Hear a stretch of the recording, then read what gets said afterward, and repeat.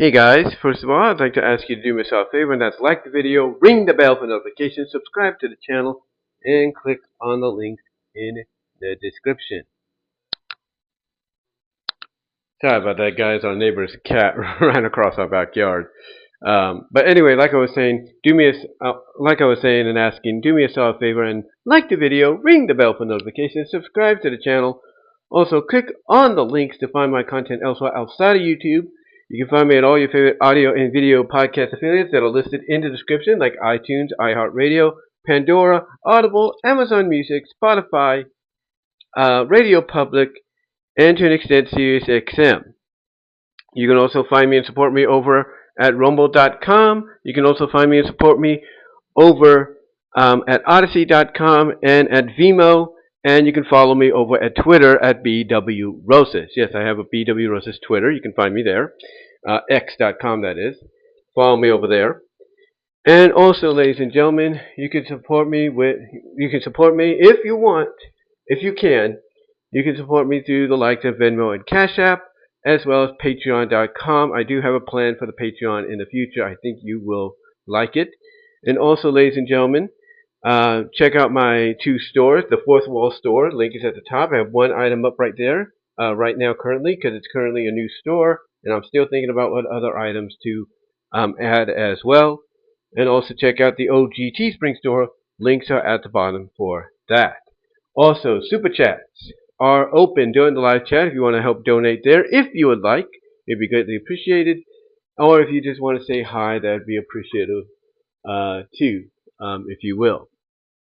But with that said, let's get on to the topic at hand here. And lately, I have noticed at the Yu-Gi-Oh! Anime Fans Facebook group page that a lot of people have been touching upon I guess you could say, the sort of, I mean, honestly, when you really think about it, as far as the anime goes, it was never really officially, canonized or anything, except for a few occasions and everything, except for a few occasions. But, in reality, we never really saw any official canonization until, maybe later on, in the manga and all that. But basically, long story short, people have been listing off the various couples or potential couples of the main protagonist and their female counterpart. And they listed from Yugi and Taya to Jaden and Alexis Rhodes to Yusei and Akiza, and then the ones that follow, if you will. I think with the following Yu-Gi-Oh! Series, what was it, XL? Yu-Gi-Oh! XL, if you will. Yu-Gi-Oh! Zexal, that's what it's called, Yu-Gi-Oh! Zexal. Some people saying that being the only one that officially kind of confirmed that our lead protagonist and his female counterpart got together. And then a few others after that. But here's a question. I think people should be asking. Why is it, I wouldn't say much of an obsession, but why are people so intrigued, by these potential romances, despite the fact that, like I said, in the anime, they were never really made official. I think it's mainly because, and I believe I've said this before about other kind of animated and anime couples, if not couples in comic books. I think the reason being is if you're going to tease it blatantly, pretty much blatantly, and right in the face of a lot of people, if you're going to tease it blatantly, as much, as you're doing, then why not go all the way with it? Why not just basically say, yeah, they're going to be an item. Yeah, they're going to be a couple. Why not just come out and say that and, not just string people along? And I think it has to do with the fact that, this is old practice. This is old practice when it comes to franchises based, on animes, Western animation, European and all that are based on established franchises and everything. This is, I guess you could say, this old practice of you can't have the lead protagonist at any time throughout the run of the anime, if not the manga or the comic book adaptation or what have you, you cannot have them fall in love. You can't have them end up in a romantic relationship unless the original source material, to an extent, says so, or you get the okay from the people behind the creation of the manga, the comic book, the animation, the franchise, you name it. And that that does have truth. It really does have some truth. Because if let's say for example Yugi and Taya were going to be together, and by the way, they did get together according to several sources, and back me up on this if I'm wrong, or back me up on it if I'm right. There are several sources that say in one of the mangas, well, one of the more recent Yu-Gi-Oh series, it was stated that Yugi and Taya did get married. That they did get married, and this all took place after Taya came back from her, I guess you could say her excursion, if you will, to New York to take dance class and all that and what have you. And Yugi, doing his thing, being a duel master and all that. Basically, it all culminated like, a couple of years after, let's say, the original manga and the original series came to an end. And if there is truth to that, then at least the people behind the OG Yu-Gi-Oh series, at least they had, they had the wherewithal to let the people behind whatever Yu-Gi-Oh spin-off series, manga and anime-wise, this was, brought up in. At least they had the wherewithal to let them know, hey, Yugi and Taya are married now; they're a couple. So that was good. So that was kind of good to hear, if there is truth to that. But then again, you have Jaden and Alexis Rhodes, and when you look at them, the way they started out, it's like, well, it was kind of interesting because people looked at Rhodes as her being like the female Seto, but with a gentler heart, a kinder heart, because she was basically placed in the, I guess what was the Blue Academy, the Blue Dorms, if you will, and that her primary deck was very similar to an extent to Seto's. But the only difference is she is, again, a lot kinder, a lot more gentler, and she ends up being basically the Taya to Jaden's Yugi. And there's a lot of indications that fans feel, there's a lot of indications that fans feel were teased a lot in the series and in the manga that would suggest they end up together, but that's not how the anime ended. They went their separate ways. Now, could there be, something in the near future where it's acknowledged they got together, just like Yugi and Taya? Absolutely. Absolutely, there's something there, and I wouldn't put it past them to make that, make that announcement official, or make that, potentiality, a reality, either in a future manga or anime based on the Yu-Gi-Oh franchise. Then when you look at Yusei and Akiza, that's a different story because it's pretty much blatantly obvious at the end of the anime and even the manga that they ended up together. Like, okay, the end of the anime didn't specifically say they got together, but it's pretty much indicated that they kissed. So they ended up, pretty much an item, but they went again, like the other previous two, their separate ways. Now, if word gets out again that they did end up together, then so be it. So be it. But then, you got what came after. I think it was Zexal, right? And I think that's the one where the main protagonist and his female counterpart, I can't think of the names right now, they ended up getting together. They did end up getting together because it's blatantly obvious from the ending, according to a lot of folks, that they ended up as an item. They ended up together. But that's not the only thing. We look at the one that came afterwards. What was it? Arc 5, I think? Arc 5? Correct me if I'm wrong. Well, not Arc 5, but Arc V? V-Arc, or whatever it's called. There's indications that happened there too, but not to the extent.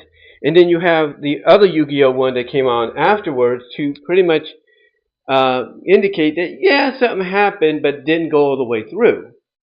But again, the obvious question is, outside of a few that didn't go all the way or didn't get acknowledged later on in other Yu-Gi-Oh incarnations as officially happening, the obvious question is, why tease it? Why go this, direction and tease it and make it obvious from the get-go that you're planning something between them? And again, that's a good question. And I think the reason they do it is because they know that if they don't fulfill, fulfill that reality, make that, situation a reality, that romance a reality in the anime, that they still have the manga. If the manga is still going, and if the manga is already over or will be over, and they don't do it there, then they know the fans will interpretate all the moments throughout the anime and the manga as pretty much a dead-on clue that that the main character and his female counterpart are going to get together. His female friend are going to get together. You know, they're going to they're going to put all the pieces of the puzzle, that's full of hints and clues and moments. They're going to piece it all together perfectly and pretty much figure out, oh yeah, they did get together. We just didn't get no answer in the manga or the anime. So it's it's pretty much it's a given, if you will. It's pretty much a given that in some cases, you could figure it out yourself with a yay or nay. And I'm sure with some of the later Yu-Gi-Oh series and everything, like Arc V, and I think the other one, I can't think of the other one right now. I think obviously, I think it's obvious and evidently, if you will, with Arc V, and then like I said, the other one, or actually there was two others that came out afterwards, right? Two others that came out afterwards. But it's obvious in those, basically, that something was hinted at, we just didn't see it. But fans can pretty much, as I said, put the pieces of the puzzle, that's full of the hints, full of the clues, the moments and all that. They can put it all together and be like, yeah, our main protagonist ended up with his female friend, when it's all said and done. Pretty much people could see that. They could detect that and everything. And it's just too obvious for them not to look at it in that manner. If you understand what I'm saying, if you understand what I'm saying, it's just too obvious for them not to look at it in that manner. Now, here's the thing: should you take anything, with a grain of salt, or should you take it as legitimate truth? And I think in some cases that you have to go with the latter. You have to take it as legitimate truth. I mean, with Taya and Yugi getting married, if that's, I think, indicated, as I said earlier, in a manga of another Yu-Gi-Oh spinoff and everything, that happened, then you take that as legitimate truth. But if it's made up, you take it with a grain of salt, but I think you can go with the latter here. As far as Jaden and Rhodes goes, Jaden and Alexis Rhodes go, I would definitely say that does fall in the latter category. Now, a lot of people say, well, we see Rhodes show up in the other Yu-Gi-Oh series as well. She shows up in, what is it, Arc 5 and Zexo and Arc 5, Arc V, I should say. She shows up in those. Yeah, she does. But who's to say that doesn't, who's to say a lot of these Yu-Gi-Oh shows don't take place, within just years of each other? You know what I'm saying? Who's to say they don't take place within years of each other? And who's to say Jaden isn't with her, but he's off doing his own thing while she's exploring, other parts of the world that they're in, and she just happens to encounter some of the main protagonists of that incarnation of Yu-Gi-Oh. I'm just saying. So basically, I look at the fact that a lot of these romantic teases, with the main protagonist and his female friend, basically his girlfriend, if you will, his love interest. I think when you look at it at the end of the day, you have to go with the latter option of, yeah, they did get together. Because again, you take all the clues and everything. You take all the clues from the manga, from the anime. You piece them all together, with the moments and with the hints and the moments and all that, and it's just too obvious. It's just too obvious at the end of the day that they were being set up to be put together. It's just that you couldn't get it officially done on screen or in the book because basically, They didn't want to, I guess, they basically didn't want to ruin what the purpose of the book, what the purpose of the anime was about, and that's selling the Yu-Gi-Oh card, and that's selling the Yu-Gi-Oh game. At the end of the day, that's primarily what it is, selling the Yu-Gi-Oh game. So anyway, though, I definitely feel like if you're going to put all these kind of moments in there between these characters, you're going to have certain characters, like let's say Taya during the Waking the Dragon saga, get jealous of Rebecca and everything, or get jealous entirely, no matter who's around, or who is almost had a brain fart there. Who's flirting with Yugi? The Yami, Tim, if you will. If you're going to have her be like that, then obvious. It's obvious she has a thing. She has a thing for Yugi, she has a thing for Tim, but mostly now Yugi. So it makes sense to believe that they did end up together. So to me, like I said in closing, I definitely go with the latter of legitimately believing that you don't just put this all together. You don't just put this all together. Throughout these variations of the Yu-Gi-Oh franchise, and not want to basically have the goal of letting people know, or at least give them the impression that these characters ended up together, because that's pretty much what you do at the end of the day. That's pretty much what you do at the end of the day. So, long story short, I do believe that a lot of these main Yu-Gi-Oh couples, from the protagonist and his female friend / love interest girlfriend, I truly believe they ended up getting together. It just happened after the series was over, and it was done in a way to where, yeah, it's obvious they became an item and everything, but they may have gone their separate ways, but then got back together after staying in touch, and so on. And I think basically that's how we have to, we just have to look at it. And I think if you would have asked the creators of all these different incarnations of Yu-Gi-Oh, they would agree that that's pretty much how you need to look at it. Look at it from the latter perspective of, yeah, they did get together, but we just didn't see it officially happen in the manga or the anime. But that's all I can really say on it, guys. Let me know what your thoughts are down below in the comment section as well. Basically in the comment section if you haven't done it already in the live chat, as I mentioned earlier.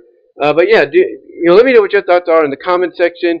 And until next time, guys, like I said, do me a favor, as I mentioned at the beginning. Like the video, ring the bell for notifications, subscribe to the channel, and also click on the links in the description to find my content elsewhere outside of YouTube, as well as support me in the various areas listed. Also, guys, super thanks will be open the moment this premiere of this video ends. So if you want to donate that way, it'd be greatly appreciated. But really, guys, that's all I'm going to say. And until next time, I am out.